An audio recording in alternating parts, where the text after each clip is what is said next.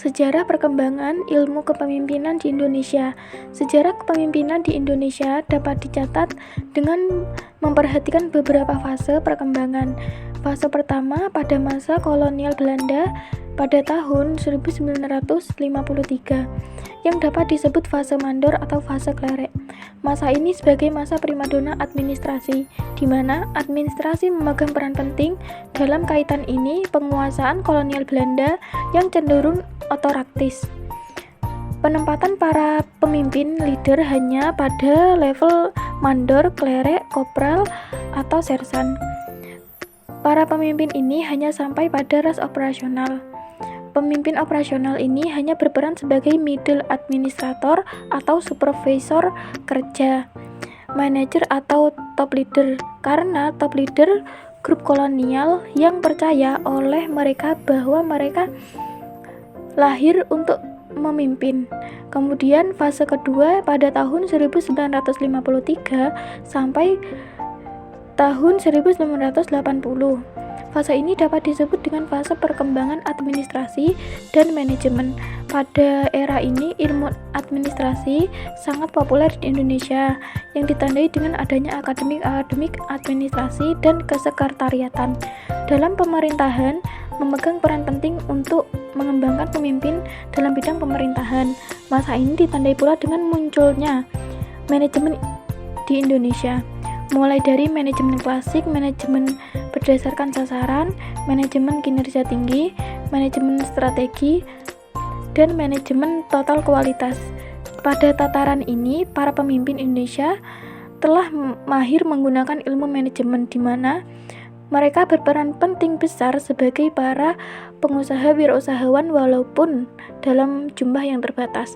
Kemudian pada fase yang ketiga, yaitu pada tahun 1980 sampai saat ini, yang dapat disebut sebagai fase kepemimpinan baru atau fase kepemimpinan global.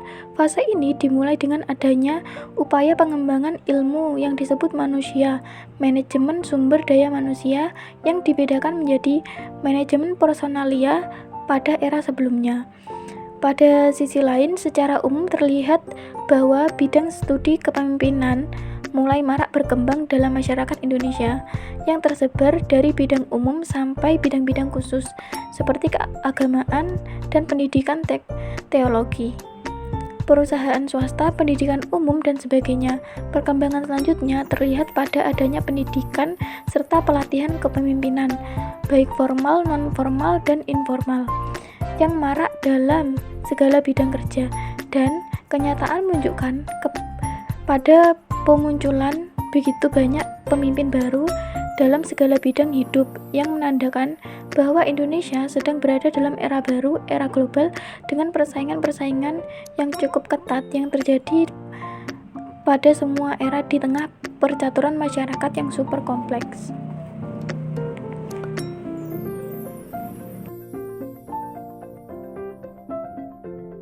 Nah, berikut yang kita ketahui dalam suatu organisasi itu, faktor kepemimpinan memegang peranan yang penting, karena pemimpin itulah yang akan menggerakkan dan mengarahkan organisasi dalam mencapai tujuan dan merupakan tugas yang berat, karena harus memahami setiap perilaku bawahan yang berbeda-beda. Bawahan tersebut dipengaruhi sehingga bisa memberikan pengabdian dan partisipasinya kepada organisasi secara efektif dan efisien.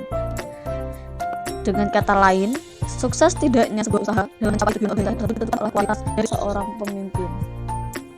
Pemimpin yang berhasil adalah pemimpin yang mampu mengelola atau mengatur organisasi secara efektif dan mampu melaksanakan kepemimpinan secara efektif. Untuk itu, pemimpin harus betul-betul dapat menjalankan fungsinya sebagai seorang pemimpin. Berikut merupakan ciri-ciri kepemimpinan yang baik. Yang pertama yaitu berintegritas, kemudian yang kedua menginspirasi banyak orang, kemudian yang ketiga berkomunikasi dengan baik, dan yang keempat pengambilan keputusan yang tepat, kemudian yang kelima kreatif dan inovatif, yang keenam tanggung jawab, kemudian yang ketujuh percaya diri dan optimisme, kemudian yang kedelapan kecerdasan emosional, dan yang ke-9 yaitu transparansi, kemudian yang terakhir yaitu ke-10 perlakuan yang baik terhadap orang lain. Teori kepemimpinan.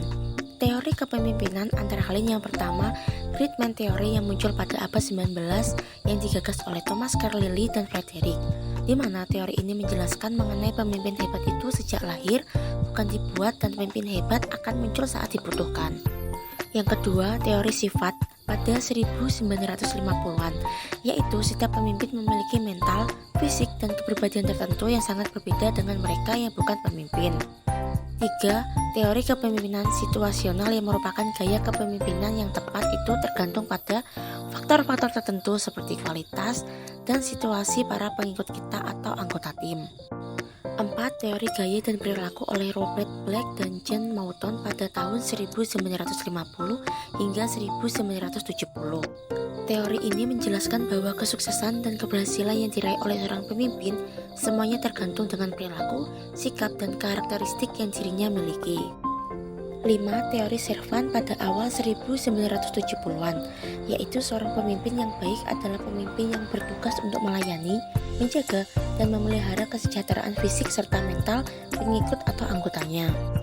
6. Teori kepemimpinan transaksional pada akhir tahun 1970-an dan awal 1980-an yang menjelaskan bahwa seorang pemimpin dan pengikut terlibat dalam praktik yang memungkinkan adanya pertukaran antara pengikut dan pemimpin.